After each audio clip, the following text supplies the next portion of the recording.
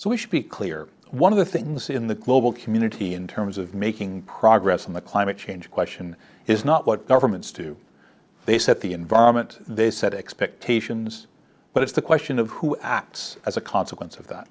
And that, frankly, is a combination of individuals. That's a question for the non-governmental community.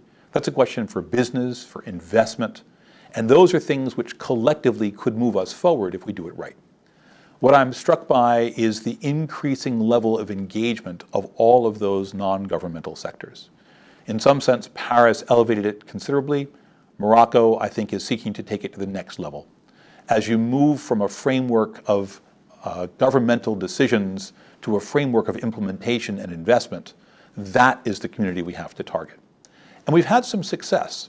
If you consider, for example, the kinds of new investments that are made here in Morocco or in the region, things like the solar program, an enabling environment provided by the government, a vision provided by the king and by the community, an investment made by the private sector, by new actors coming in where the price has come down because of those investments, because of new R&D, substantially lower cost than it ever used to be. A community now, say, in renewable energy, where you can compete on a head-to-head basis with new climate-friendly technologies against the older and more dated and higher emitting choices. That's a new thing that's coming because of all of this activity. And ultimately, this is going to have to continue. It's not enough to say, I've got a new facility that'll provide access for 1 million people. I need to have many of those. I need to provide it throughout the continent.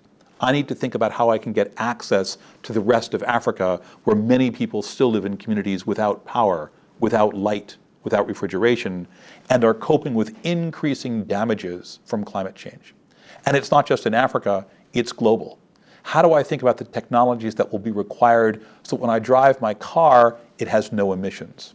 So that when I have my factory producing aluminum, it has no emissions? So that when I'm growing my crops to feed my people and to have an export commodity, it has no emissions? And I can cope with the damages that we're likely seeing as the climate continues in a way that's not disruptive to my economy.